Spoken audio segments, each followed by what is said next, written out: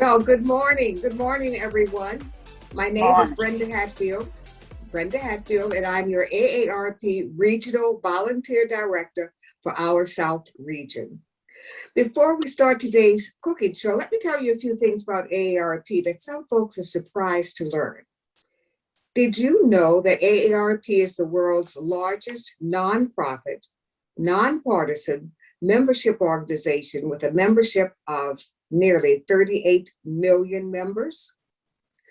We have a nationwide network of staff, volunteers, and partners in all 50 states, plus the District of Columbia, Puerto Rico, and the Virgin Islands. Yes, we're helping more than 100 million Americans 50 and older to achieve health security, financial empowerment, and personal fulfillment. Now let's look at AARP in Louisiana. How many AARP members would you think we have here in Louisiana? I'll just pause for a minute. In Louisiana, we proudly serve more than 430,000 members, with offices located in Baton Rouge and New Orleans, and volunteer teams and chapters throughout the state.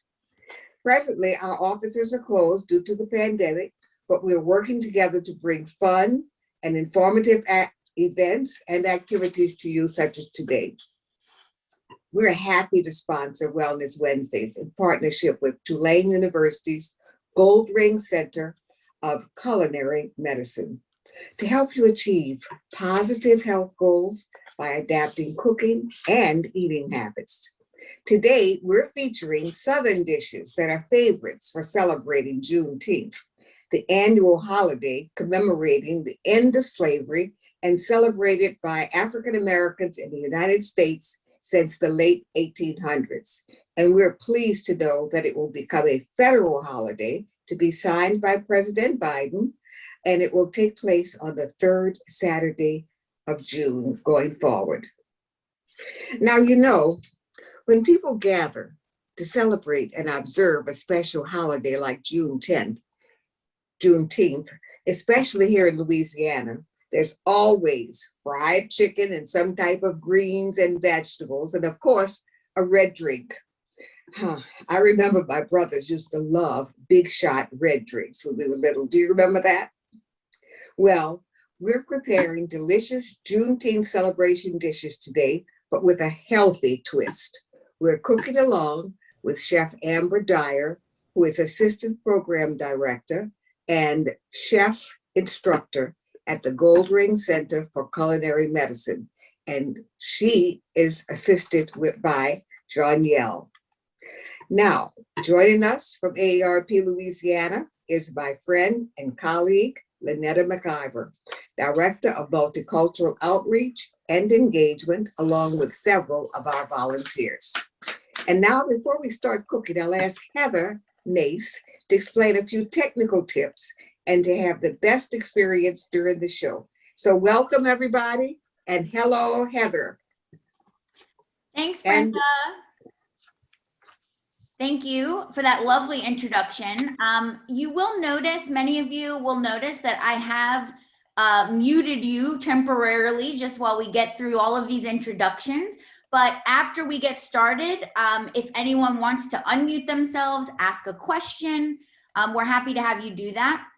As I mentioned in the beginning, we are recording this session, and you can also comment to us in the chat box. So if you don't want to ask a question or make a comment in the moment verbally, you can always send a message through the chat. I'll be monitoring that throughout this class, and I can field those questions over to our chefs for you. We are doing a lot today. We're cooking a bunch of dishes. So we're gonna have a lot of bouncing back and forth, but it's gonna be really fun, and I think you're gonna enjoy it. Let me see if there's anything else I need to tell you. I think that might be it. Lynetta? I can chime in for a moment to remind those. Last time we mentioned about the measuring spoons branded with AARP Louisiana, and hope we'll repeat this announcement later in case others join us later. But what I'd like to do is for those who joined us, I would like to send you the spoons. And since we weren't able to obtain your address and information, I'm going to put in chat my email address where you can email me your address and I will mail you measuring spoons. I'm also going to send those who cook with us, maybe not this time, maybe next month, maybe August. But when you participate in the actual cooking instruction and send us a photo of your dish, you will receive an AARP apron. Chef Amber, show everyone, or Janelle, show everyone that beautiful apron.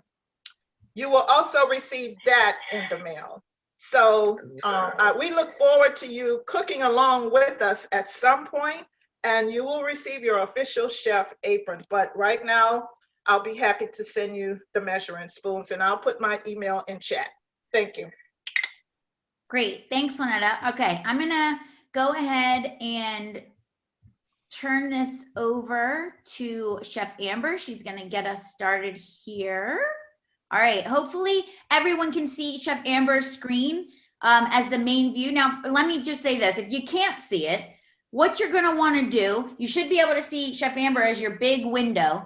Make sure you have yourself set to speaker view.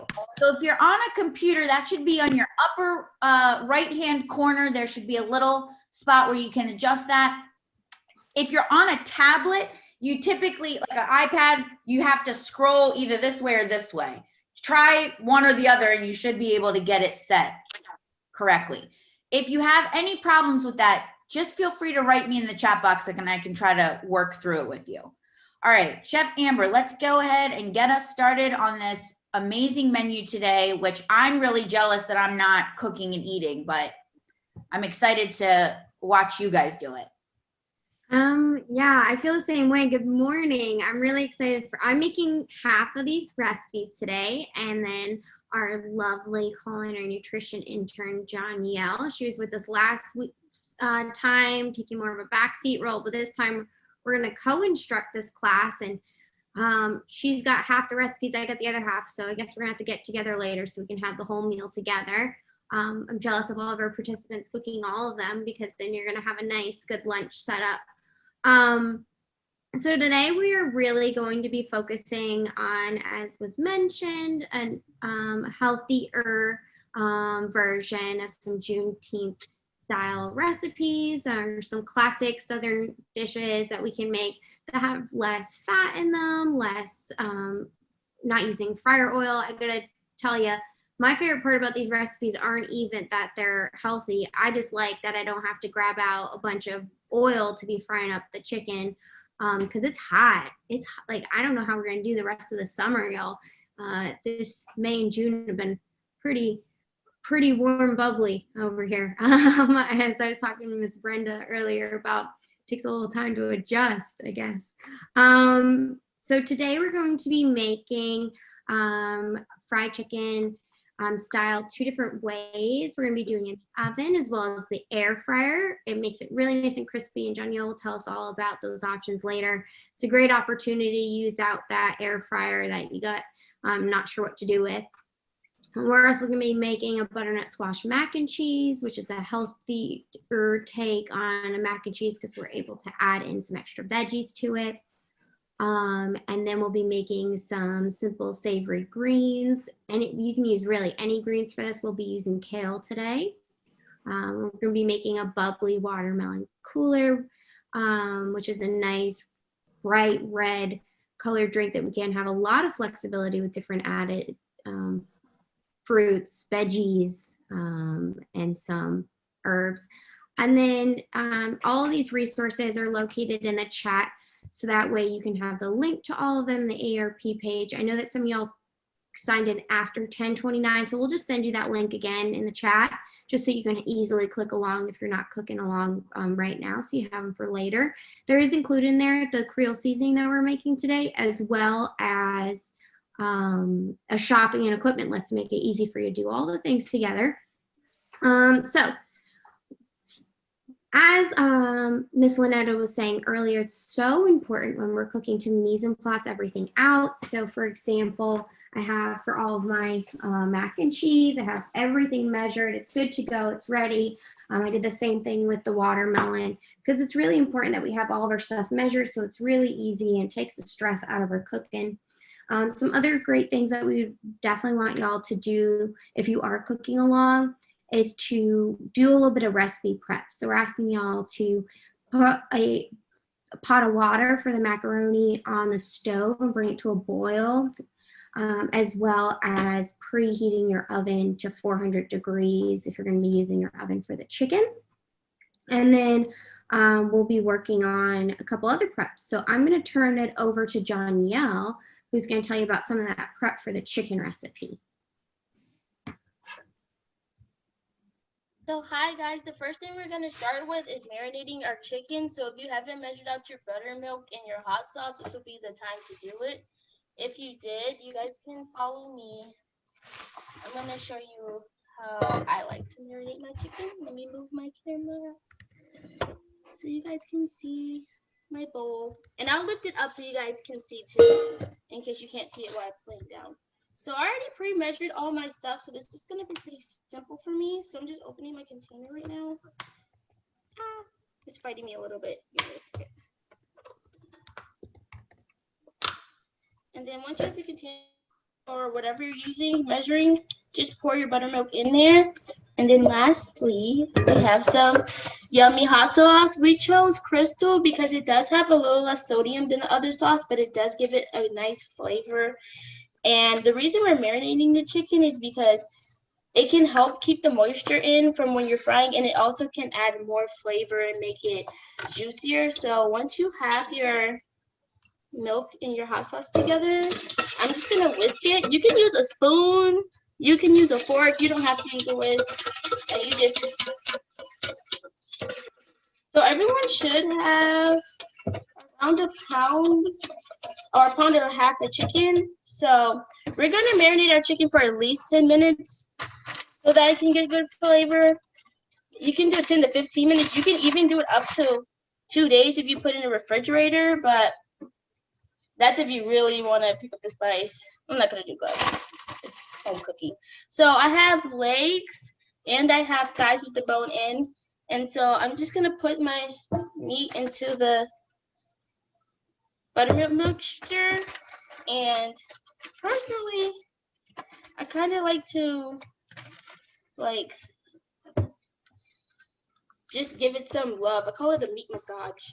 Like just so that you can make sure everything's all covered. And then after that, and you just you sit it to the side and let your meat marinate. If you do have dirty hands like mine, please make sure to wash them.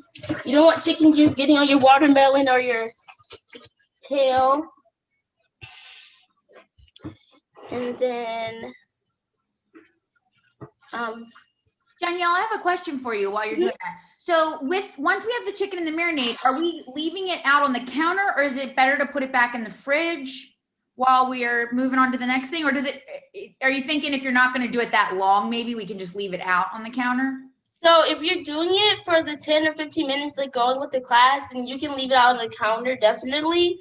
That'll help the marinade get in faster too, because marinades tend to come in a little slower when you put it in the refrigerator. Okay. But if you are not cooking it right now, then I would suggest you to put it in the refrigerator. If you're doing more than 30 minutes, you need to put it in the refrigerator. Okay. Now, while you get ready for the next thing, I think I'm going to talk to everybody real quickly about something that we thought would be an interesting topic to look into when we're talking about chicken. So, just so everybody knows, I am also a chef. I'm a dietitian. Just passed my exam last month. So I'm excited about that. But I wanted to share with you a little bit about nutrition when it comes to chicken. So I'm going to actually share my screen. Hopefully this works the way I intend it to. Okay. Hopefully y'all can see this. And actually, let me just make it bigger here. Okay. So this is a little analysis that I did. Thanks, Amber, for the thumbs up. I never know when these things are working right. This is a little analysis that I put together because I was curious myself. a lot of times people get the impression that we only can, do boneless, skinless chicken breast if we're trying to be healthy, right? We know that it is typically, lower in fat. So we go with the boneless, skinless chicken breast. I personally really don't love a boneless, skinless chicken breast, both from a culinary standpoint, as well as an eating standpoint. They are more difficult to cook. They're not forgiving at all. You can have a boneless, skinless chicken breast go from being perfect to overcooked very quickly. I really like thighs personally. And if I'm doing boneless, skinless, I tend to go with a thigh. So I wanted to do a little bit of a comparison here so we could look at the nutrition as well as some price consideration. So if you look here in the far left, I have the boneless, skinless chicken breast. I then looked at what the difference is if we're talking about bone in, skin on. And I know Janielle, for this recipe, it's fried chicken, right? So we want bone in, skin on. That is traditionally what we would use in fried chicken. And so I wanted to compare both the breast and the thigh in all of those different forms. And you can see here, I think when you're talking boneless, skinless, if you look, it's not that much difference. Now, these are based on the USDA Food Nutrient Database. So I have the ability to look that up and figure out what it is. These are based on 4-ounce portions. And that's, a pretty small portion, but it is what the recommendation is for proteins like this. So just know that if you're eating a bigger piece of chicken, you might need to add some to these numbers. But if you look, particularly when you're talking about the fat between those two options, you're talking about a difference between 3 grams in the breast to 4.5 in the thigh, 0.5 to 1 for the saturated fat, as well as the fact that those boneless, skinless thighs are actually cheaper than the breast because the breast is the thing that's like the most desirable, the most popular at the store.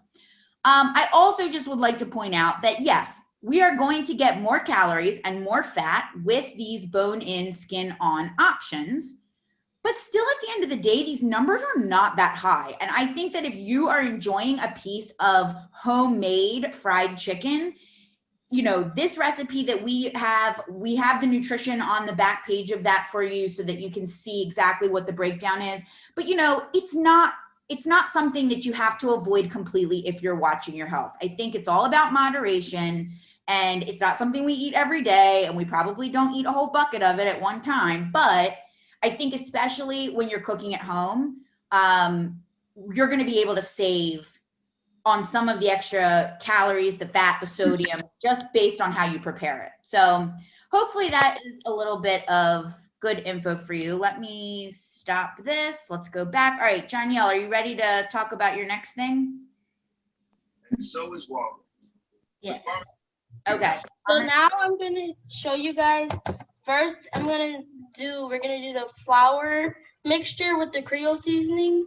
So if you guys didn't mix up your seasoning, this would be a good time. If you did, then you can just follow on to me. It's pretty simple. So we have the 1/2 cup of flour right now, and I have it in my container already, and then I have my 2 tablespoons already measured out. And so just like what I did with the buttermilk mixture, you just need to mix it in, and this is what we're going to use to dredge our chicken.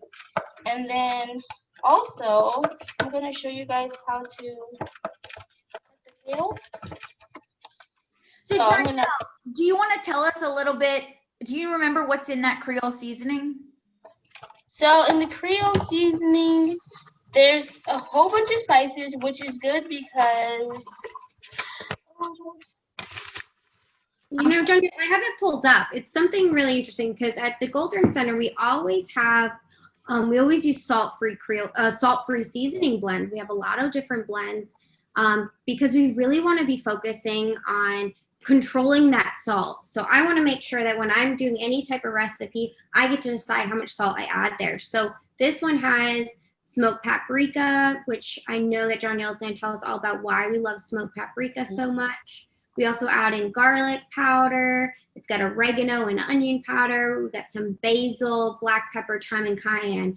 So really the majority of this is our paprika, our garlic, and our oregano, and then less so on our onion powder, basil, and black pepper, because we really want to it to be a complex flavor blend. And we really love making spices batches and bigger batches so we can keep it on hand.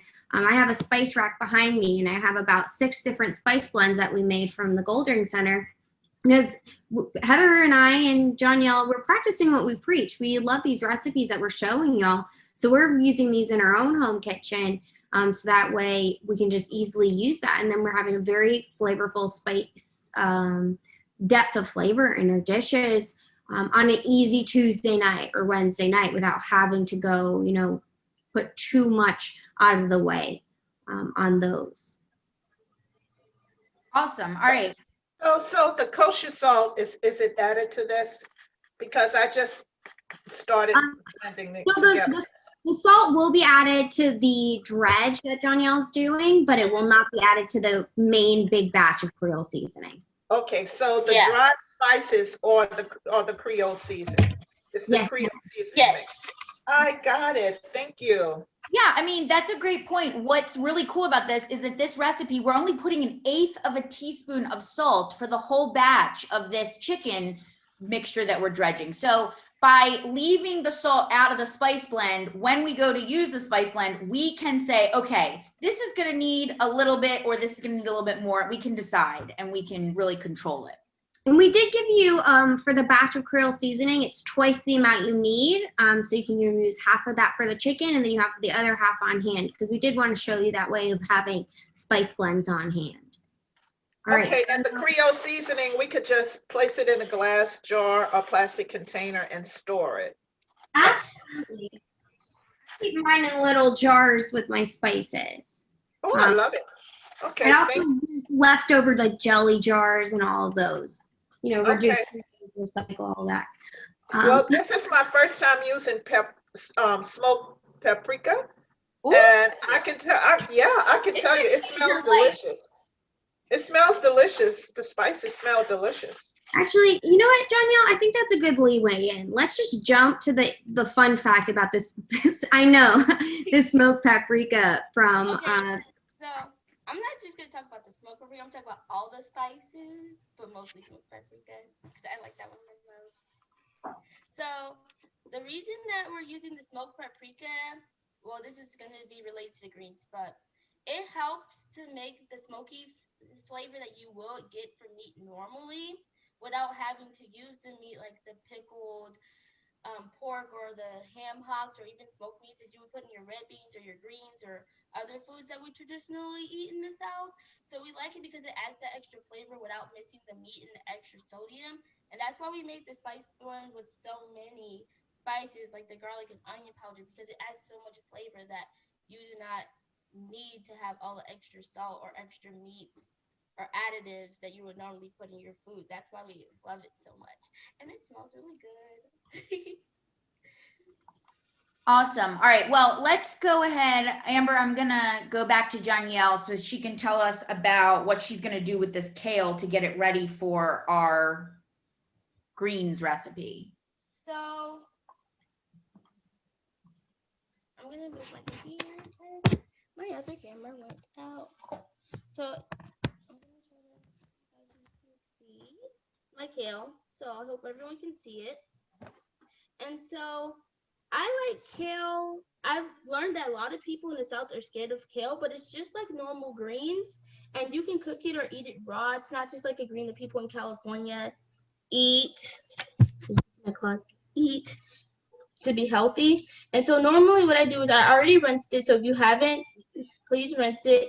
And what I like to do is just pull it away from this big, thick stem, because this is really fibrous and it can make your kale tough and not as easy to cook. So I'll do that to a few pieces, and then I'll show you guys how I chop it. So, and then I have a little trash bag over here. I don't know if you guys can see. I like that because it doesn't make me run around the kitchen having to go back and forth between the trash and where I'm cooking at. So now that I have a few, like a bunch of kale, I'm going to cut it into thin strips. And if you like, you can totally just take your kale and break it. I do strips so that I can have more even pieces, but when you're holding your knife, make sure you pinch right here. Do not like put your finger. Some people think that gives them more control. It doesn't. We like to pinch so that we make sure our fingers are safe, but it also helps us have more control of the knife. And when I do my strips, I just do a rocky motion with the claw so that I don't cut my fingertips off. And I just do my little strips like this.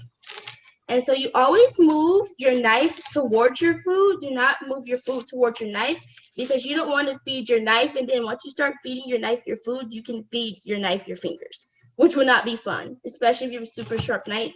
And so I just do strips like this, going straight down using the rocky motion, and you'll get little pieces, like little strips like this. And I like it like that because it all cooks evenly and fast. So that's like my best way of using kale. And I love kale because all the vitamins it has in it. It has like vitamin A, vitamin K, all dark leafy greens do. And so you can totally make this recipe if you don't have kale or for some reason you don't like kale. You can do it with the collard greens, the mustard greens. You can do it with Swiss chard. And another dark leafy green that I like to use is spinach. And that's good for people who are beginning in the dark leafy green phase because it's really mild in flavor and it's really good either raw or cooked. So like if you want, you can start adding spinach into your smoothies and it can make it green. If you do use it with a dark red or like strawberries or something, it may look a little brown, but it still tastes the same. And I love spinach because it's very mild flavor. Or you could just saute it on the oven for like 5. You could put some fresh vegetable broth and put some minced garlic and just saute it up.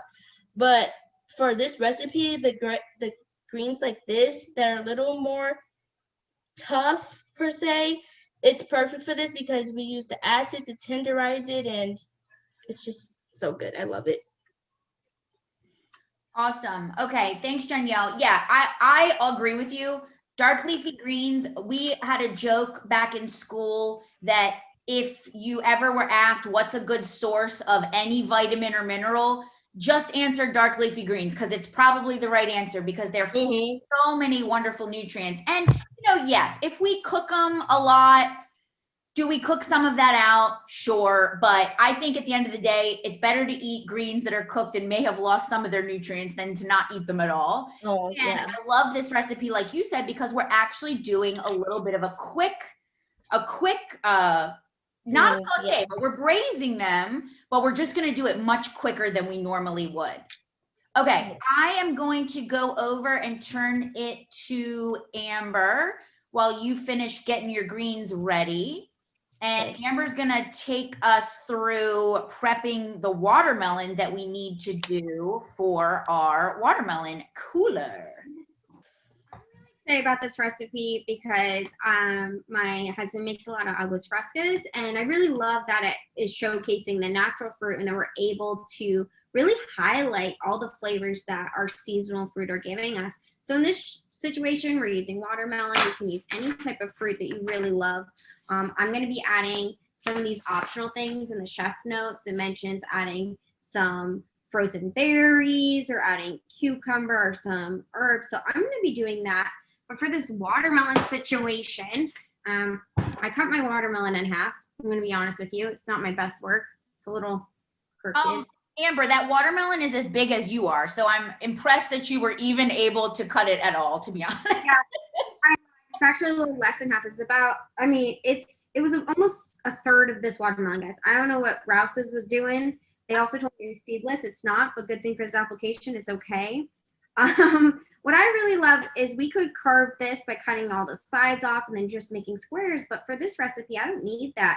It says to do 6 cups of watermelon cubed, but I'm just going to scoop it out. But before I do that, I want to make a clear, flat surface because I don't want to get hurt. So I'm just going to take my knife and cut a nice flat spot on the bottom of this watermelon so that it's flat. Oh, Jesus. It's really going everywhere. So that way it's not going to rock on me. And then for this recipe, because we're going to blend it and then strain it, I'm going to not be too worried about all these seeds. Now, if your blender's not too strong or if you don't plan on straining it, then you might want to remove some of the seeds. So I'm just going to take my spoon and scoop out some bigger chunks, and then I'm putting it in the bowl I have on the side. I also really love with watermelon, when we're scooping it in this type of manner, that it's going to get a lot of the juices inside the watermelon. So it'll be real. I'm able to use all of that liquid that I normally would have spilling everywhere is being caught inside the center of it. And so I can use all of that too, as well as I chose a cutting board that has a lip around it. So that way, if it does start to leak, it doesn't spill all over my kitchen. However, I also really love taking a baking sheet and putting it under a cutting board. If I don't have a cutting board with a lip, that's what I did during the recipe testing to make this watermelon drink. I just put a normal baking pan underneath my cutting board, and I didn't even make a mess. Okay, so I'm just doing a gentle scooping motion because I don't want to break the watermelon, because I really do want to get all those juices as much as possible. And then hopefully that means we'll have plenty to go around. So this recipe calls for 6 cups.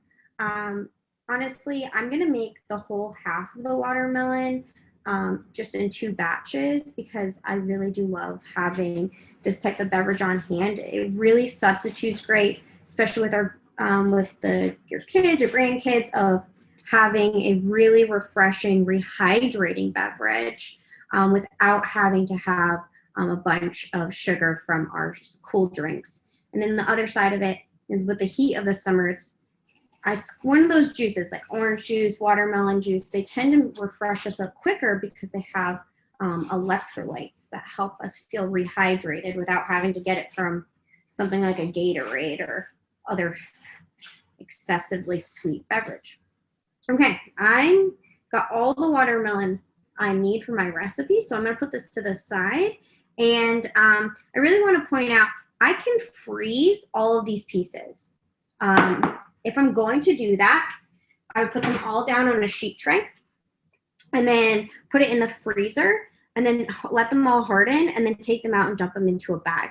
This is something that we do a lot with our fruits and vegetables at the kitchen, because when we're thinking about, I always joke that I'm a lazy chef, but it's really just about time, how much time I have to cook. So I know today, when I only need half an onion for my macaroni and cheese recipe, I'm going to cut the whole thing, because I want to use the rest of it, put it in a container in my fridge, and I'm more likely to add vegetables into my dishes when I'm cooking during the week if they're already pre-cut for me, so that I don't have to take out all the equipment again, whether it mean I don't have time, I don't want to wash the dishes, whatever it is. And so that technique of laying all of our veggies flat, or watermelon flat, and then freezing it and then dumping into a bag, I really love to do with things like peppers and onions, like a fajita blend that you buy at the store. We can do the exact same thing by cutting up a bunch of peppers, onions, whatever you have on hand. And then you can freeze it directly in the bag, but it does make it a little bit easier if you only want a little bit of it to freeze it flat and then pour it in a bag. The other way we could do it is you can just keep it in the refrigerator if you're going to use it in the next 5 days or less. Another thing that's really great about our fruits and veggies is when we're buying in season. I know Chef Katie always says that she likes to buy the big crates of strawberries in season. She never needs 10 pounds. And so what she's doing, she's cutting, prepping it, and putting it in the freezer. So that way she can just take it out, and we make a lot of things like fruit sauces or smoothies with that leftover fruits and veggies. The other side of it is we could easily take smaller amounts of things. Like if we did make a fruit sauce, or if we did take our vegetables and maybe we make a chimichurri or a pesto, we can put that in an ice cube tray and pour it in, let that freeze, and then crack it and put it into a bag too. So that way we have all these, we have our frozen veggies we can drop in a pan, and then we have the frozen chimichurri or pesto, that's the equivalent of our sauces, right? And then we can just drop a couple of those cubes in, and we have a very flavorful dish. All we have to do is heat up some rice or some pasta. And so techniques like that are really great, because if you're going to put the effort in to cut a quarter of something or half of something, why not just finish it up, put it in some type of container. These containers that I keep my butternut squash in today, I just put a lid on it and put it directly in my freezer as is. And if I don't know if I'm going to use it during the week, I'll cut all my pepper, put it in there, leave it in the fridge, and then if 2 days later I haven't used it yet, I can stick it in the freezer and not pay any mind to it. Or if I put it in the freezer, within the next 2 days, I can drop it in the pan. So it's really where you have room for it and where you can find that cross-utilization. And something like this means, like for today, we have a whole onion, but one recipe needs half and one needs a quarter. So we can just cut that whole onion, use it in the different recipes, and then have a little bit more on hand. And so this is something that we're trying to be thinking about with all of the recipes and meal prepping that we're doing for the week. What recipes can we best cross-utilize? Whether it be with our onions or bell peppers or mushrooms, right? You get a whole thing of 12 ounces of mushrooms. You can use those in different ways to have them on hand. And all of these fruits and veggies freeze super well. It's just identifying how it's going to freeze best. In the culinary world and the culinary industry, we buy what's called IQF, or individually quick frozen. If you think about, you go put your hand in a bag and you pull out 1 or 2 strawberries or 1 or 2 shrimp or whatever it is. Those are frozen flat and then dumped in the bag. And that same technique I'm talking about with the watermelon. The other thing that we could really do is something like with our cooler today, you can pour that into an ice cube tray, freeze it, and then blend it whenever you decide that you want maybe a blended beverage. Maybe you're adding something to that blended beverage, or maybe that we're able to have a really refreshing last minute thing so that way our watermelon doesn't go bad. Okay. So that's some quick things about those veggies and whatnot. I do also like to note, you'll notice while I'm cooking, I'm always mise en placing. Like I said, prepping. Mise en place means a place for everything. I have everything pre-measured, but I use the containers that I mise en place. All my prep containers are the containers I'm going to put my leftovers in. And I really like this because I hate washing dishes. Every time I cook, it's not my job to wash the dishes. When I don't cook, it's not my job to wash the dishes. I'll do every other chore. But if I'm using these containers to prep, I can then put my leftover mac and cheese, which is exactly what I'm going to do, directly into these portions, put the lid on and put them in the fridge. And because there's only 2 of us that live here, I'll keep a couple, put the other rest of the containers in my freezer. So I have a quick meal throughout the week, or maybe next week, because if you think about it, you make 10 cups of chili, right? You by the 5th day, you're like, I'm all set. So if we do that ahead of time, if we know that we are like that, then something like this mac and cheese, I can do the same technique and put some in the freezer so I have something tasty later. The other side of it is I really, as I mentioned, kind of lazy. If I have that big container or something, if I have a big container of mac and cheese in my fridge, I personally will not scoop out a serving to make a little lunch container to take to lunch. And then I'm at work and I'm hungry and I'm either getting really hangry and Heather's like, you need to have a snack, or I have to go buy something, right? So if I have these pre-portioned in the amount that that our recipe says and have them in the fridge, I can take that container quick on the go in the morning and then have that for lunch. And so I've already avoided those obstacles that I know that I have. So if it's something I've asked, encourage that whatever obstacles you find are barriers to your making more meals at home or eating more meals from home, identify those and then see how we can work around it. And then I know I'm not the best shopper because I go to the store and I want to buy everything and I can't stick to a list. So what I try to do is I try to meal plan how I can eat the whole week, and then I get really excited about what we're going to eat that week and I try to stick to that. Or we'll be like, I need 3 vegetables, but we'll buy whatever's on sale. And so I'm able to mix and match. So it's really just trying to identify maybe making it fun or maybe just making it more accessible that way. Okay, I think I talked your ear off on that. Amber, you know what I want to add to that? Just one little thing. The thing I like about what you said about doing your like little pre-portioned meals that you know are then grab and go and super easy.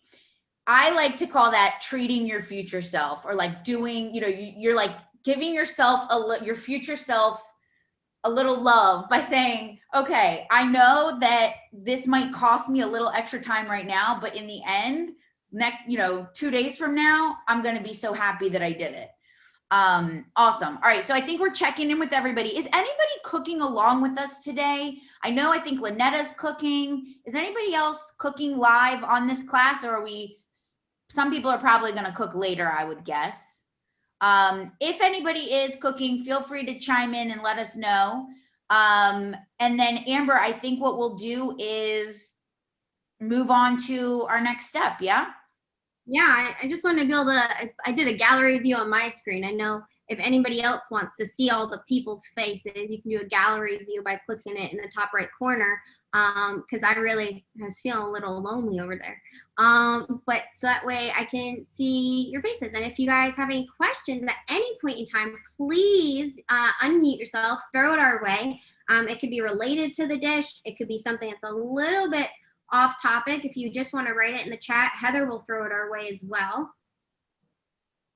Yes, I have 2 questions. First is there an alternate to using white flour for the chicken?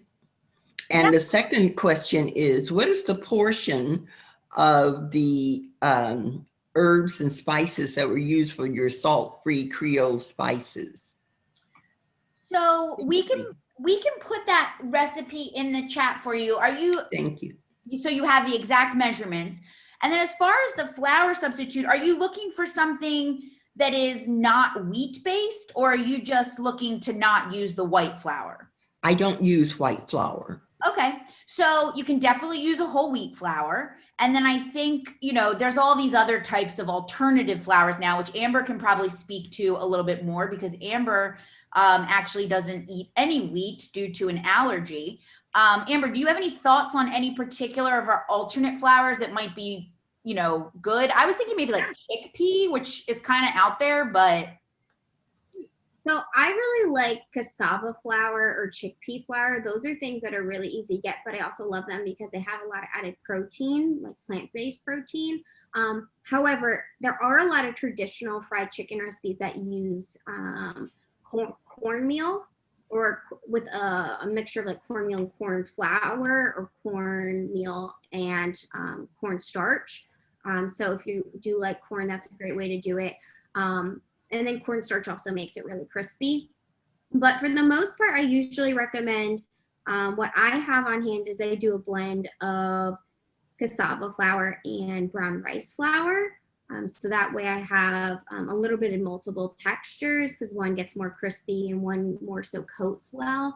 The other thing I've done is I have made this recipe by buying like breadcrumbs and then just blending them in my blender until they're a powder. So you could do the same thing with store-bought chickpea breadcrumbs or whole wheat breadcrumbs, because then you're able to have, it's really dehydrated and it sticks really well, which is something else that I know really works. I don't think there's any other grains that I really love. Chickpea flour is so great. It's so universal. Yeah, and I think it would give you, I know a lot of people for baking purposes are really into the almond flour. I think for this application, I would stick with something like a chickpea, just because it would have more of that savory taste that you want. But if you aren't avoiding wheat and you are fine with whole wheat flour, we love using whole wheat flour in our kitchen. For baking, we tend to stick to like a 50-50 ratio, so things don't get too dense. But I think for something like a fried chicken where it's just getting a light dredge coat, I don't think you'd have that issue. All right, I'm going to turn it over to Janielle now. We're going to get doing our chicken because it's time to do our chicken. Janielle, go ahead, take it away with our marinated chicken. I'm going to show you guys how to do the oven fried chicken. And I'm going to do the modifications for the air fried chicken also. But the oven fry does take 25 to 30 minutes, while the air fry only takes 15 to 20. So I have a little setup here. I'm trying to show you what's best. This is my flour. I'm going to move my camera up a little bit so you can see like all the way into the oven. So right now I have my buttermilk mixture with my chicken, my flour with my mixed seasonings. And then over here you can see that I have my sheet pan. And personally, I like to put the parchment paper because it's easier to cook. I mean, easier to clean, not to cook. Sorry, guys. But if you don't, it's fine. And then I have this little frying rack so that my chicken drippings can go down onto the parchment paper and not sit in its juice and make it soggy. So the first thing we're gonna do, because I tend to forget, my first step is going to be use some Pam spray or non-stick spray if you don't use Pam. And I just spray down, give a light spray to your drip pan because that helps the chicken from not sticking. So now I'm gonna teach you guys how to dredge chicken. I'm gonna start with the leg and then I'll show you guys how to do the thigh, which is pretty much the same.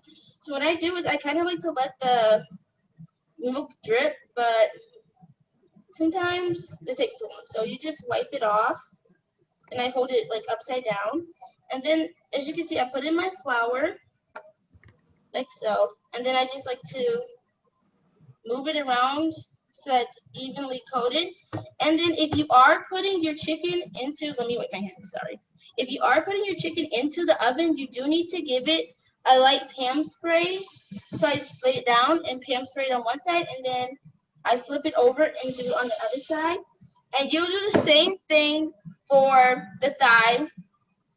So if you are putting it into the air fryer, you would do the same step. And I have an air fryer cam over here so I can show you guys. So you take the thigh, put it in the flour and I mix it around. And let me open my air fryer so you guys can see. But for the air fryer, you don't need the extra oil. You can just put it in. And I'll give you guys a little information on why. So while you guys are dredging all your chicken and stuff, you can just listen to me. So the difference between air fryers and ovens is that ovens use a heating element, which can either be electric or gas. So the oven's heating up slowly, and if you have a convection oven, it has a fan making the heat go around. With the air fryer uses new technology, which makes the air fryer makes its own heat. So since it makes its own heat, it can cook faster. The only difference is with the air fryer, you make smaller batches. Like in this one, I can probably fit 3 chicken pieces from this recipe. And at home, I can fit 4 because my air fryer is a little bigger. But like in the oven, you can do multiple. So you can do at least 5, maybe 10. Yes, I did add the Creole seasoning into the flour. Yeah, so it's the Creole seasoning and the salt, and then Yeah, just the Creole stir it seasoning and up. the salt. And so most people are like, which one's healthier? And they're focused on that. Both air fryer and the oven is healthier than shallow frying and deep frying because you don't have to use all the added oils. The only reason you're adding the oil to the oven is so it doesn't stick and so that it can help the coating cook. So it's personal opinion whether you want to use an air fryer or oven depending on how much you need to cook and when it needs to be done. So that's my little talking portion. All right, Danielle. So when you're going to go ahead and finish dredging your chicken, get it in the oven. I'm going to turn it back over to Amber now. And she's going to start us on this mac and cheese. So let me just switchy. I got to do all the directing over here. All right. Heather, before we move over, Brenda had a question. Yes. Do you rinse the chicken first? Because she's read articles stating that rinsing is unnecessary. It is not only not necessary, you're actually just gonna spread, it's bad. Do not rinse your chicken. If anything, if your chicken is really wet and you don't want it to be in that like juice that it comes, sometimes in the package, just give it a pat dry with a paper towel, throw the paper towel away. When you rinse chicken, or even like, I know at my house, Thanksgiving, growing up, you'd put the turkey in the sink and you're rinsing it off. At the end of the day, any bacteria that might be on that chicken or turkey or whatever is going to just get all over your sink and all over your kitchen. So generally speaking, we do not recommend rinsing any meats or proteins. And really, you do want proteins and meats to be as dry as possible before you cook them. In this case, we're doing this buttermilk soak, and then we give it the breading or the light flour dredge, but it's good to start out with it dry. So I like to do paper towel. All right, Amber, butternut squash, mac and cheese. This is exciting to me. I love mac and cheese. It's probably my all-time favorite comfort food. I could eat it anytime. Could not agree more. No, I love mac and cheese. I love leftover mac and cheese. So what I'm gonna do first is I'm gonna cut up my onion and a garlic. So we're gonna be using this onion as a dice. We're gonna use a fourth of it for the mac and cheese and half for the greens. So you can do that at the same time. As a reminder from last time, we have onions have two sides. You got the stem that grows out of the ground, and then the root side that's grown towards the in the dirt. It's all the whole thing's growing in the dirt, but we want to cut the top of our stem off, and then we want to put that down, root side up, and then as Janielle mentioned, I'm pinching my knife with my thumb and my first finger and wrapping my hand around the rest of the blade in a rocking motion, forward and down. And then so I'm cutting my root in half. And then I'm peeling back the outermost layers. Now, if you get the set 2 layers out, it's okay. I have a really small onion. So I'm probably just gonna use half of my onion, even though it says a quarter. That's where we're really using our chefiness, that instinct of, is it enough? Is it not enough? Whatever it may be. So I'm gonna cut my onion so I face the root away from me, and I make slices following the natural curve of the onion. I want my dice is pretty small, so I'm putting my cuts pretty close together. I can pinch when I get towards the end. I'm afraid that I'm going to make a mess. If I'm only going to use a quarter, this is when I would cut it in half. I'll just show you. Cut it in half, and then I can turn it, and I can make my dice. Actually, that makes a good amount. I will only use a quarter. Okay. And then this root side can go in the stalk. You can just go to the side, whatever you need. And then I'm going to just move all of that onion. I mentioned last time I really love bench scrapers, so I can lift everything off my cutting board without putting a knife into it. And then I'm going to move on to my garlic. So for garlic, I really like to cut the root side of it off. It's just like our onion, it's got a stem side and a root side. I like to cut that root off so that way it's a little bit easier to smash it. And then I'm gonna leave my garlic. I know on here it says minced, but I don't want it to burn, so I'm gonna just do a rough cut. And that's basically a mince because we are gonna be blending this. And I'm just gonna leave that there while I relocate to my stove behind me. Heather will change the angle for us. In our pan, we will be I think you can see it, perfect. Yeah, mostly not crooked. Okay, so I'm doing over medium heat. For this pan, I'm heating my pan up. And when I do this, I'm also wanting to make sure my water's almost ready for the pasta. So my pasta is going to take a little bit longer than the recipe says, just because it is gluten-free. So I may or may not get to do the pour over, but that's okay. So I'm heating, I put my butternut squash, which is step 3. I put my butternut squash in the microwave, and let me grab that out until it was soft. And then my pan is getting hot. I'm adding my oil. It's 1 teaspoon's worth. I'm going to use my very handy dandy AARP measuring spoons that y'all can get. Which are actually super great because they're nice and square, so they level off well versus round ones. Miss Lynetta, you did a great job picking these out. And then I'm waiting for my oil to get nice and hot before I add in my onions. Oh, excellent. Oh, it's a little hard to see into my pot. It's just water.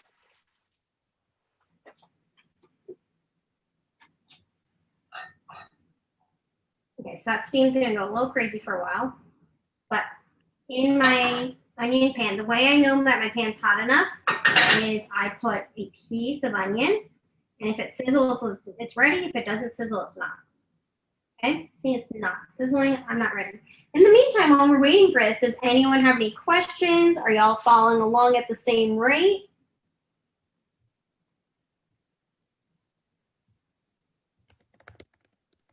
I think I'm good. You just defrost your squash, right? You don't let it go too far, right? You want it to be really hot. Okay. We're gonna put it nice and hot and like ready to go. The great thing about frozen veggies is they're already pre-cooked. So thaw them, they are ready to eat. So we're just gonna put that burnt squash directly into our blender. Okay, so I'm putting my hand over the pan to see if it's hot. It is radiating heat, so I bet you can add that onion in. It's sizzling. I'm not sure if you can hear that, but hopefully you can see it. I'm gonna add in all of my onion.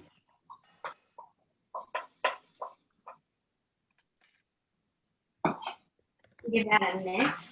This takes next to no time. We're really just trying to look for it to get soft and translucent right before adding in our garlic. We want to make sure it's cooked well before we add that garlic because our garlic does get overcooked very easily, very quickly.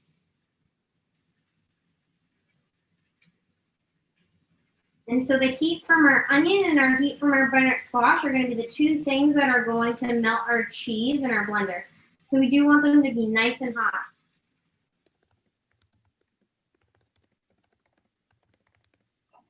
And you'll notice I'm not mixing very frequently. We mix very infrequently and then give it a shake so that way it has as much surface contact as possible. So that way we don't have to worry about incorporating too much cold air and it taking too long to cook because we do want to develop that caramelization. Now, the other thing we really want to be talking about is I'm going to put half of my diced onion in the freezer, so it's good to go for a recipe. But I could also do the same thing with my cooked onions.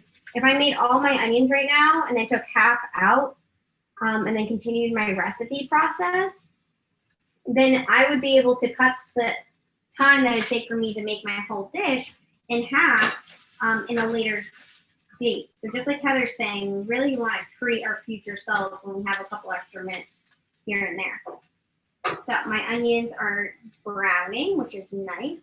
I don't know if you make it worse. Oh, way worse. Jesus. Okay. But and here you can see that it's still pretty light yellow, but it's starting to get brown on the edges. And then that's what we're considering our translucent phase, which means that I can scoop up and add my garlic. And so I can be multitasking at this time. This is a time where you could be cutting up your kale right now. This is a time where you could be prepping your watermelon. You didn't have to do it ahead of time. This is a time where if you didn't pre-grate your cheese or buy shredded cheese, definitely want to do it now. So we're really trying to think about what things we can do that keep us busy without having to jeopardize our cooking process or our food integrity. So I got nice, yeah. Also going to say, I think what's cool about these recipes is that you don't have to make all of them on the same day you're going to eat them. Maybe the chicken you want to have fresh, but the greens definitely can be made in advance. And I think this mac and cheese also, I know from past experience, it does reheat pretty well. So yeah, and you could absolutely also be adding this dish into a pan and baking the mac and cheese after it's cooked with a nice breadcrumb crust, which I know a lot of people really love baked mac and cheese. So you could just do this whole process, put it into your baking dish, and then put that in the fridge, and then just pull it out, put it in the oven day of, very much casserole style. Okay, so I'm considering that good to go, done. I'm gonna relocate back to my other stove pan, my other cutting board can. all right, we go back to that. Oh. I try to give you the warnings. I'm like, this is where I'm moving. Well, But I hope. sometimes I lose track of you in all my little squares. Okay, so In this picture, I'm putting my butternut squash, which if you see, it's really steamy. I just did that in the microwave. The microwave gets a lot of flack, but it's really an underutilized resource In the kitchen, we always joke, we call it Chef Mike, because it does do us a lot of great things. We could microwave our frozen fruit, and then we have really rich fruit flavor that's super sweet when we go to have our smoothie or fruit sauce. Doing something like this with a butternut squash is a great option. So I'm looking at my recipe. I'm following it step by step. I'm at step 5, where I just added my butternut squash, onion, and garlic to my blender. And then I can just add in my milk and my water. Or gently open it. Okay. Now I'm going to decide that I'm going to scoop my hot water directly from my pasta water because it's a little starchy. And so pasta water is a great option for when we want to be trying to use a thickener. So I'm going to use 1 scoop from there. And then that also means that I'm using hot water in it, so it's going to help melt the cheese. And then while I'm going to throw this on the blender right behind me, so I'm going to hit mute really quick. But then I can add in my cheese options to that. Oh, sorry, I forgot. Salt was in there. Amber, how much water did you add? 1/4 of a cup.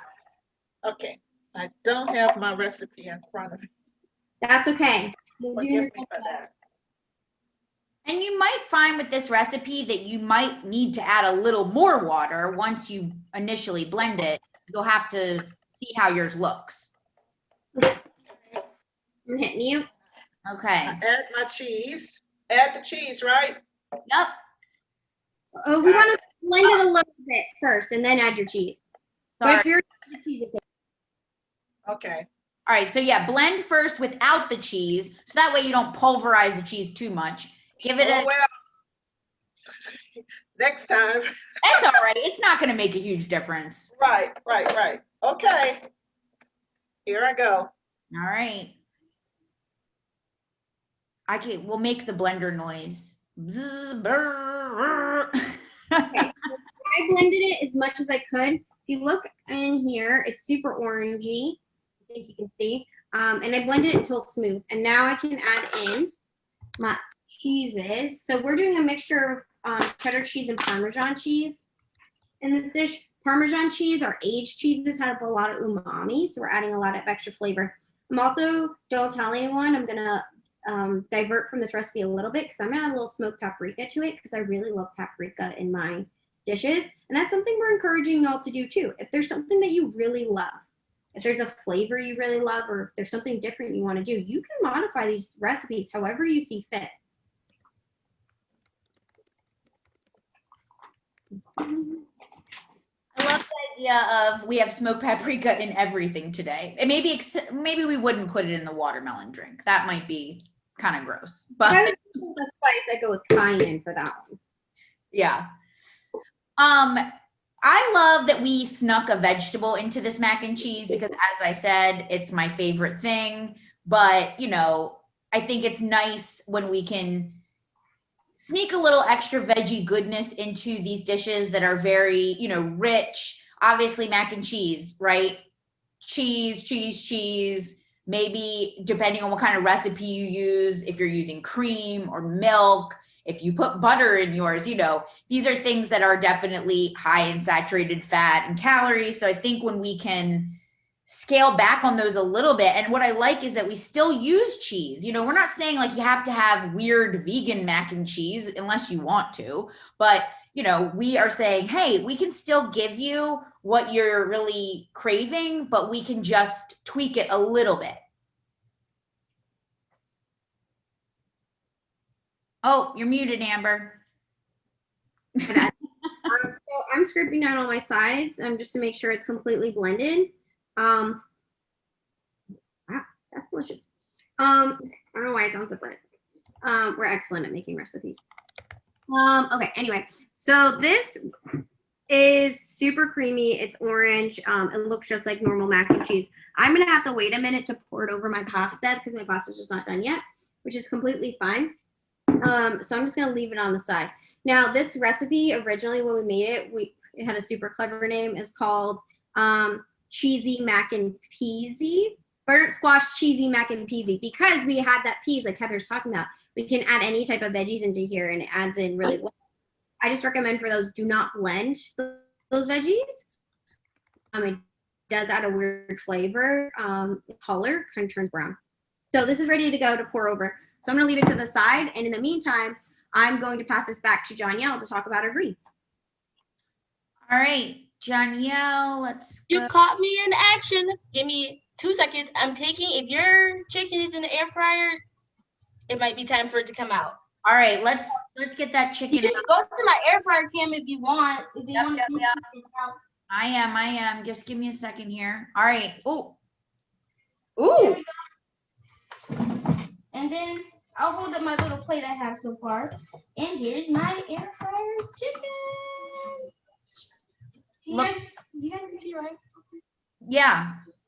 Very I'm trying close of you. I'll show you on the other camera. There we go. There we go. There we go. I was trying to squeeze everything Very into brown once. and crispy. So, yeah, I'm excited. The ones in the oven, it might be time for you to flip it over if you haven't already. So can see my air fryer timer just went off. So everyone can see my pot, right? Yep. So we're gonna start off kind of like Amber did with her mac and cheese, because we also have to make our onions translucent. So what I'm gonna do is I'm just gonna put on my stove to like medium heat and let it heat dry. And so once I see that my pan is hot, I'm gonna add my oil and start cooking my onions. So I'm gonna talk a little bit more about the greens. The reason that we love that this recipe is so interchangeable is because whenever you can see greens on sale at the store, or like if you know that certain greens are not in season, you can always switch it out and buy whichever cheaper, like whatever one you want to eat in season. I also love that it has all the vitamins, like we said earlier, which vitamin A it has, which can help with your vision. So I know as you get a little older, vision starts to go, so it can help you with that.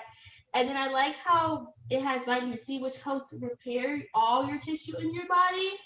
So it helps you keep all your muscles strong. And then lastly, a big one it has is vitamin K, which helps your wounds heal and it helps your blood clot. So like if you scrape your knee, you don't have to worry about bleeding too much. And my thing is almost warm. I'm gonna give it a few more seconds. So make sure you have your kale chopped and ready and all your things are measured out, because once we get the onions going, everything else just goes right into the pot. So I'm gonna add my oil now.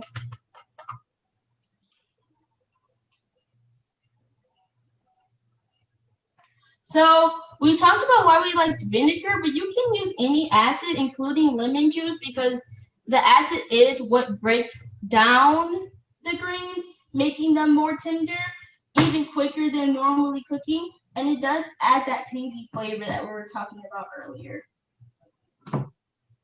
So once my oil heats up. And you can either use a rubber spatula. Today I'm going to use a wooden spoon. Either one works fine.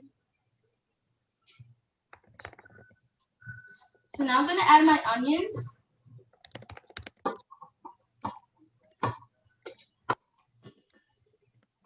Which I mentioned, you guys diced your onions. And I'm going to have my kale sitting in my little bowl ready to go once these onions start going.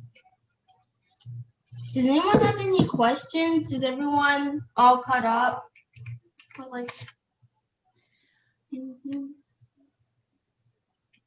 think we're good, Jonielle. I will say oh, does anybody have a question? I'm sorry.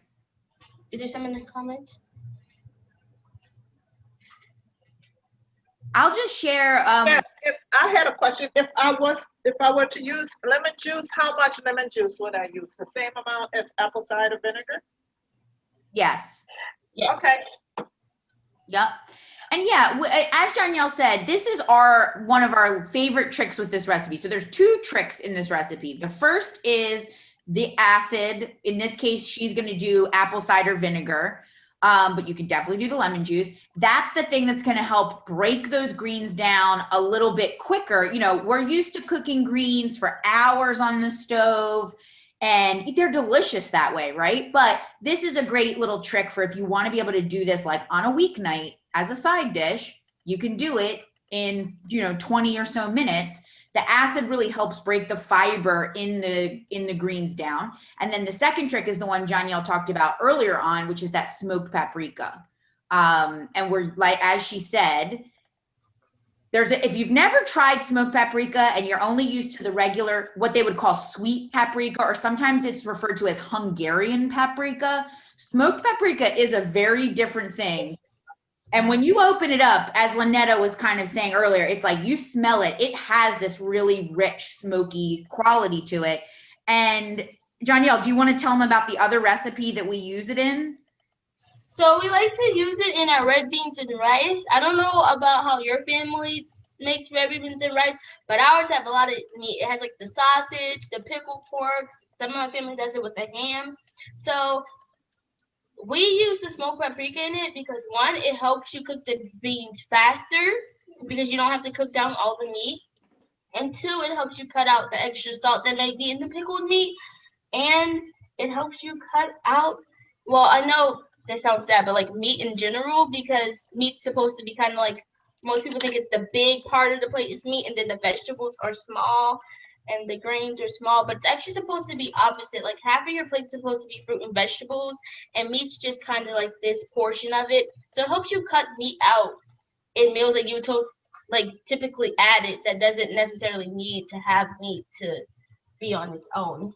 Right. And we can also, we can say, look, you don't have to get rid of all of it, right? If you still want to use a little bit of the smoked sausage or some type of meat, you can, but maybe dial back from what you normally do and then add a little of that smoked paprika because it gives your taste buds a similar flavor. But honestly, when we make it completely vegetarian and we put the smoked paprika in, people are always really shocked in our community classes in particular. They're like, whoa, I cannot believe that you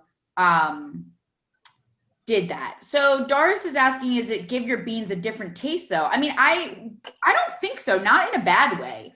I think it really works. We've done it a bunch and people really love it. I mean, I know at home, I like to do a combination. I want a little bit of that andouille sausage in my beans when I do the red beans, but I just don't use as much. I might do like half of what the recipe says. So if the recipe says a pound of beans to a pound of meat, I go to like half a pound of meat and then add a little, even just a little sprinkle can do the trick. And it still adds. So, my greens are ready to go in. My onions are translucent, and then if you can see, they're starting to brown. So when you add in your kale, you want to put it all in, and you might have to add actually like in sections if you have a smaller pot or if it's too full. So I'll show you guys. For me, for example, I'm gonna make sure that my onion mixture is covering my kale and start cooking it down a little bit. And then as I'm mixing it, I'm gonna just keep adding the little bit I have left because it is a little bit. And so once you get your kale going and you have your onion mixture covering it up, and by onion mixture, I mean the oil in the ovens in case anyone's confused. I don't want to confuse anybody. And then after this, let me just do this last scoop. These kales are really simple. You only have to cook it for 10 to 15 minutes. So now I'm going to add my half cup of water that I've already pre-measured, and I'm going to put it down. And you start to hear the simmer. Don't get scared. That's normal. And I'm going to also add in some garlic powder, my salt. You're adding everything in. My vinegar. Who's the star of today? Vinegar and the smoked paprika, the show makers, if you guys can see. And once you have all of that in, you want to put your heat to low or to medium low, and you want to just make sure everything's stirred in evenly. And you're going to put your top on and let this steam for 10 to 15 minutes. And Make sure you stir it every so often because you don't want the greens to stick to the bottom of the pan. And if you do notice that they are sticking, you want to add water, not oil, because part of the recipe is trying to cut out the amount of oil that we are using. So you add a few teaspoons of water as you go along. And just make sure you're mixing and that your greens are cooking down and that nothing's sticking. This is a really easy recipe, and you can do it even on the whim. Like if you have greens in your fridge and you're like, oh, they're about to go bad, I don't know what to do with them. You can just throw them in the pot with some onions and take your little seasonings and have a nice little side. And oh, my oven chicken is ready. Like this was so perfectly timed. So I'm gonna take the chicken out, and I can show you guys once it's out, but my camera doesn't really show like. Ask you a quick question though. Did you add did you add something sweet?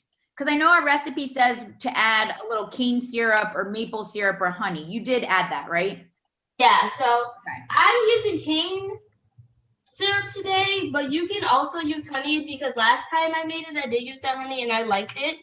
So it depends on what kind of sweetener you want to use. Just make sure you don't add too much. This part of the vinegar's purpose is to cut out the bitterness, so you don't need as much sugar or honey as you would normally put into your greens. So yeah, I'm sorry, Heather, I forgot, but I did. Yeah, I just wanted you to be able to explain that the honey, you know, if you think to yourself, oh, you're putting all this vinegar in your greens, it's going to be really, you know, sour and acidic. We do put a little bit of something sweet in there to balance it. You know, we do the same thing in all of our salad dressing recipes. You'll always see a little bit of honey or maple syrup. The liquid sweeteners, you know, like those tend to work best. We love the cane syrup here, obviously. All right, so Geraldine's asking about are you saying how long should we bake the chicken? So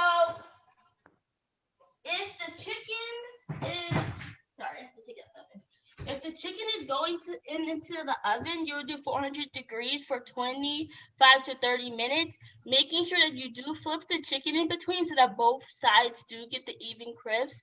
If you're doing it in the air fryer, it needs to cook 15 to 20 minutes, and you do not need to flip it halfway, both at 400 degrees. So that's really good point. I like that, you know, we see the difference there, what the benefit is to using an air fryer. I know I worked with some folks at a cardiac rehab a few years ago who were following a really strict vegan diet, and it was hard for them because they were people that didn't, you know, they wanted to eat all the things that they know and love, and they really liked the air fryer because it was a way that they could get that crispy, you know, texture, you know, even if it was just roasting potatoes or something, you know, you really can get a much crisper product in an air fryer, partly because it's blowing all that hot air around inside. It's making this convection. So if you have a convection oven, I would say don't even bother getting an air fryer because it's basically the same thing. I know I have a toaster oven that has a convection feature. So when I'm doing something that I want to get some extra crispiness, I just turn it to that convection setting, and it is nice. So you can cook it faster because of that, and it gets crisper. Yeah, my favorite thing to put in the air fryer is actually zucchini. You just cut into little slices, and I put very little oil and a little bit of seasoning, and it comes out, you know, most people don't like zucchini because it's soggy, but it's not soggy when you do an air fryer. It's more of a crispy. Yeah, I love that idea. I also know a lot of people like to do their crispy Brussels sprouts in there too. Those too. Danielle, I'm going to turn it over to Amber so we can show this watermelon drink real quick, and then we'll come back to you at the end so we can see your plate. Yep. All right, let me turn it over to Amber here. All right. Excellent. So for today, I'm doing the watermelon spritzer. Now I have one. I did do a bit of TV magic in my fridge so I can show you the differences of two different versions. I put more than 6 cups of watermelon in here because why not use what I have scooped?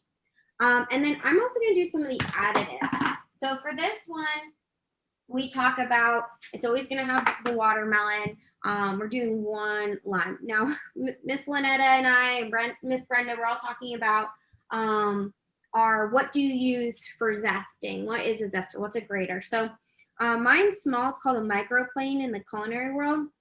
If you have something bigger that you could like grate cheese with, that's fine. Mainly the point is to get some of the zest, because the zest is where the most concentrated. So I'm going to take off as much zest as I like. I like all of it, but really it's however much you want.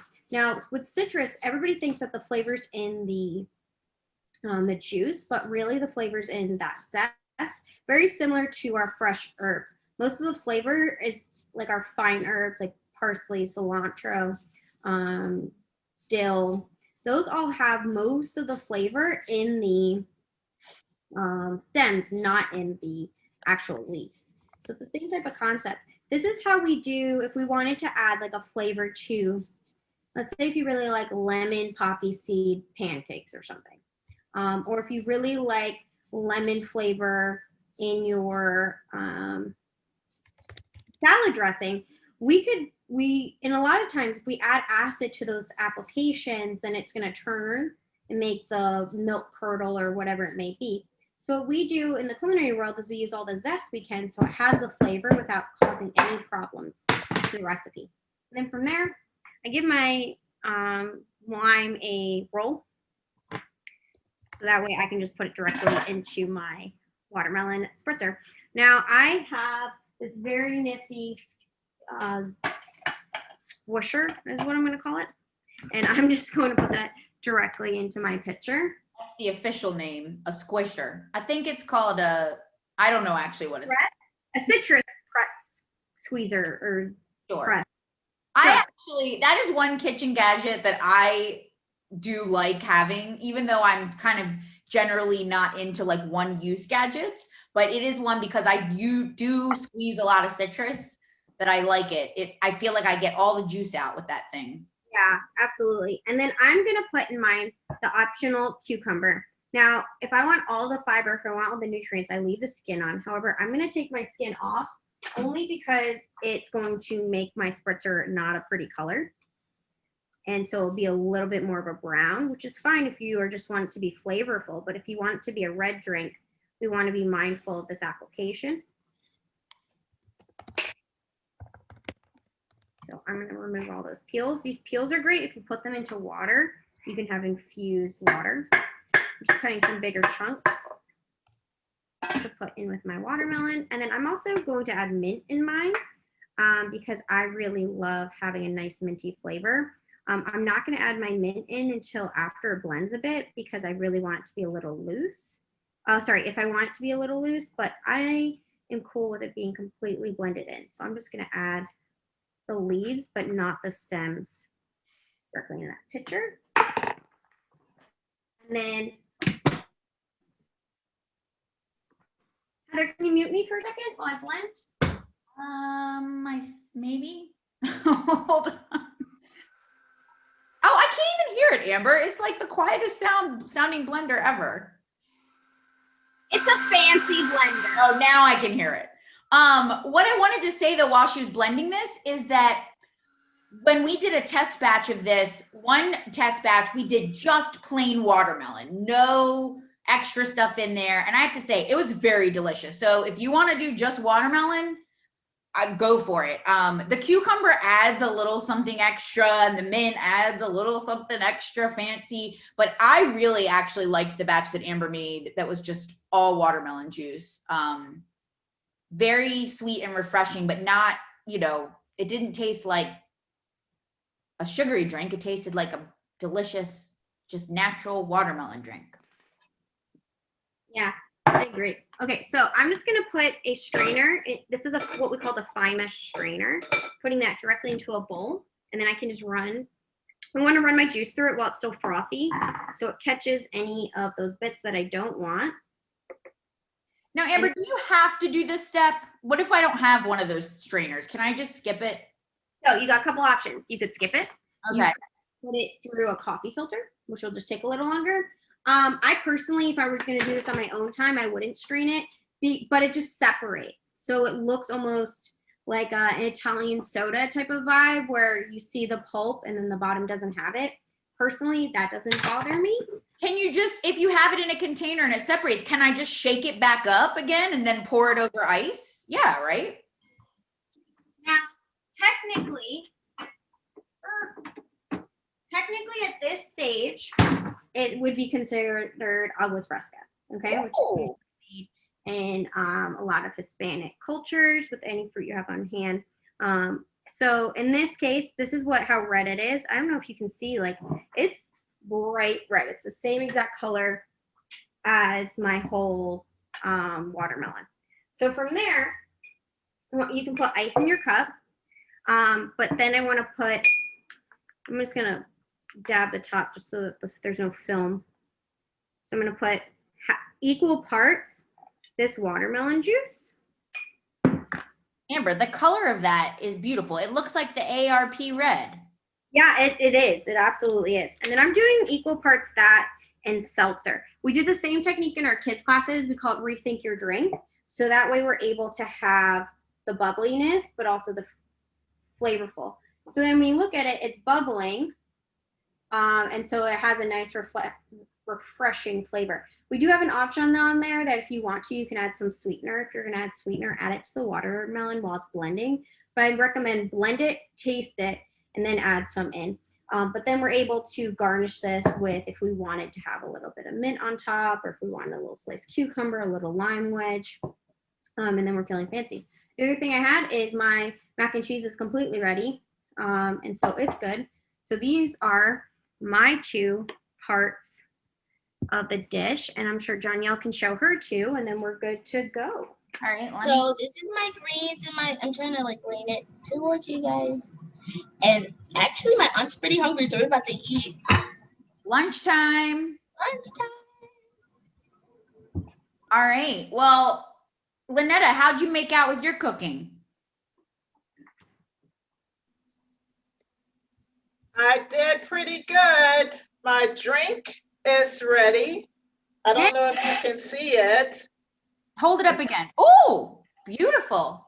It's ready. My salsa just spritzed all over the kitchen. My greens are ready. Can you see them? Yes. Beautiful. And let's see, my mac and cheese. It's done. Voila. So I'm waiting on my air fried chicken. For some reason, the setting for fried chicken was a little longer, but it looks beautiful. So I'm just waiting on that. I wanted to remind those who joined us, I placed my email in earlier in chat, and I will place it again. So you can email me your address so you can receive your AARP measuring spoons. Don't forget, email your address to me, and I'm about to place my email in chat one more time so you can see it. Lynetta, while you're doing that too, I just want to make a comment. So I had a question in the chat about the drink, and I just want to make kind of a general comment about these types when we're doing, okay, so when Amber talks about doing the Rethink Your Drink for the kids, part of this concept is we're trying to help people get away from the sugar sweetened beverages a little bit. So those, the big shots or even just regular soda, any of that kind of stuff. And a way to do that is to say, look, we know you're not going to just give it up cold turkey right off the bat. And you're just going to say, well, I'm never going to drink another sugary drink again when you're really used to that. So one way you can kind of scale down is you can do, Amber does a 50-50 blend. So something with sugar and then the seltzer, which has no sugar. You can start higher, do a 75-25. Just start watering it down basically with a little of that seltzer, which has no added sugar, no added sodium. It's basically just carbonated water. And that's a good way, if it's something that's a goal of yours, is to kind of scale back from those kinds of sugary drinks. Lynetta, what do you think? Is it pretty sweet on its own? Yes, it is pretty sweet, but I'm going to add agave and blackberries just to add to my spritzer. And probably later this afternoon, I'll add some rosé or white wine to it, just to love it. Have an afternoon chiller. It's for adults only. So in case some kids are on with us this morning, this is for adults only we're talking about. Yeah, I try to do that head nod. I'm like, so if there's anything you want to add later. Yes. Okay. This has been great. This Because has been it is great, a very, everybody. I see we're down to our noon hour, but for those who wanted to hang out for about 5 more minutes and ask the chefs any question, feel free. We'll stay on 5 minutes. If you just want to hang out with us and ask any questions you may have. All right, Richard. Yes. That would be nice, but you can always try. Watermelon is always refreshing. Can't wait. Also, I don't know if we mentioned this when everybody was on. I know we talked about it early on in the call, but the next class is Wednesday, July 21st. And Lynetta, do you want to tell a little bit about the theme for that? Yes, on Wednesday, July 21st, it is a class that we're preparing. Since we know it's summer, we want you to bring your children or grandchildren into the kitchen, because we're going to teach them how to prepare their own healthy desserts and snacks. It's not only for kids, you can join also, but this is a great opportunity to bring in your grandchildren or even your children to join us in July.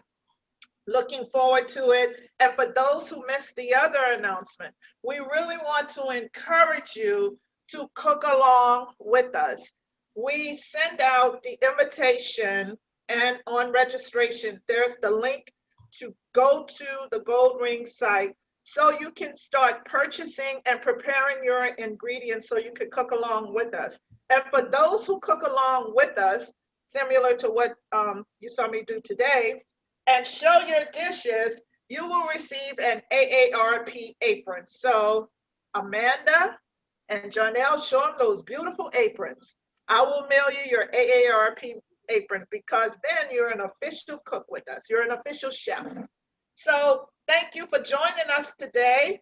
As I mentioned, Mr. Richard and Sandra, thank you for that. Don't forget to email me so you can receive the measuring spoons. I will also have other things that I can send you on future shows. So we appreciate you joining us, and we hope you join us again. Heather, Amber, I'll turn it back to you. As always, it's been great. Thank you. Janelle, you were excellent. Really appreciate it. Thank you. Thank you. Thank you, Lynetta, for bringing us this program. And thank you. Dr. Brenda, you're still That's with okay. us.